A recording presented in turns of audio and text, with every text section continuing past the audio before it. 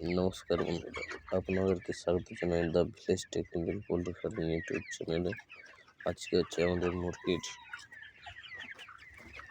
30 দিন।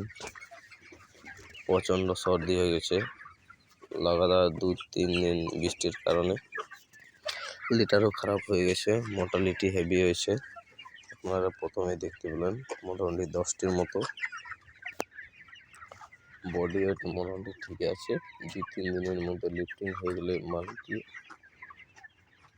আমাদের মোটামুটি ওই 6 থেকে 7 টাকার মতো পাওয়া যাবে, নাহলে পুরো এবারে যাবে, কিছু করার নেই। মৌসুম খারাপ হলে যা হয়।